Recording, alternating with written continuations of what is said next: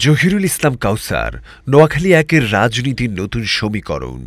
নোয়াখালীর ঐতিহ্য, সংগ্রাম আর সম্ভাবনার সমাহার। আর এই সম্ভাবনার কেন্দ্রবিন্দুতে এখন আলোচনায় এক নতুন নাম, জহিরুল ইসলাম কাউসার।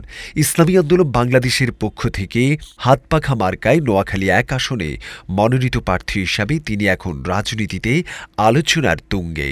শুধু রাজনৈতিক পরিচয় নয়, তিনি ডাক্তার মোস্তফা হাজরা ফাউন্ডেশনের প্রতিষ্ঠাতা ও উপদেষ্টা, যেখানে শিক্ষা, স্বাস্থ্য ও সমাজসেবাকে কেন্দ্র করে দীর্ঘদিন ধরে মানবিক উন্নয়নমূলক কাজ করা হচ্ছে। স্থানীয় মানুষ জানে এই ফাউন্ডেশনের প্রকল্পগুলো নোয়াখালী গ্রামীণ জীবনে নতুন আলো জ্বালিয়েছে। ফাউন্ডেশনের মাঠ পর্যায়ে প্রতিটি উদ্যোগের পেছনে ছিলেন জহিরুল ইসলাম। নিবিড় পর্যবেক্ষণ এবং দৃঢ় তদারকি, এই কারণে মানুষের কাছে তিনি রাজনীতিবিদ নয়, একজন জনসেবক হিসাবে পরিচিত। রাজনীতি তার কাছে নতুন নয়। তিনি ছিলেন নোয়াখালী জেলা ইসলামী ছাত্র আন্দোলন বাংলাদেশের সাবেক সভাপতি, যেখানে তিনি তরুণদের সংগঠিত করা, শিক্ষাঙ্গনে আদর্শভিত্তিক নেতৃত্ব তৈরি করা এবং নৈতিক সমাজ গঠনের আন্দোলনকে সামনে থেকে নেতৃত্ব দিয়েছেন।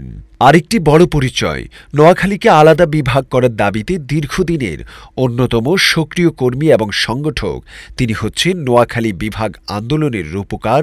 প্রশাসনিক উন্নয়ন, জনভোগান্তি কমানো এবং নতুন সুযোগ তৈরি, এই তিনটি লক্ষ্য নিয়ে তার কাজ স্থানীয়ভাবে ব্যাপক আলোচনা তৈরি করেছে।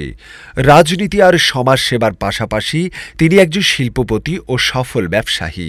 ব্যবসায়িক অভিজ্ঞতা তাকে দিয়েছে উন্নয়ন ও ভাবনার বাস্তব জ্ঞান, যা তাকে এলাকার মানুষের কাছে ভবিষ্যতের ডেভেলপমেন্ট মাইন্ড নেতা হিসাবে পরিচিত করেছে।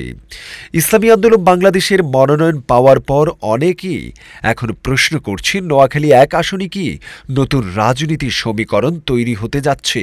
জনমতের দিকে তাকালে তার জনপ্রিয়তাও গ্রহণযোগ্যতা একটি বড় শক্তি হয়ে দাঁড়িয়েছে।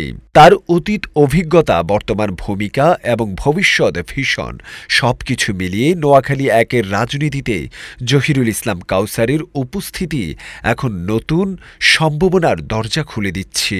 সময় প্রমাণ করবে তিনি শুধু একজন আলোচিত নেতা নাকি আগামী নেতৃত্বের মুখ।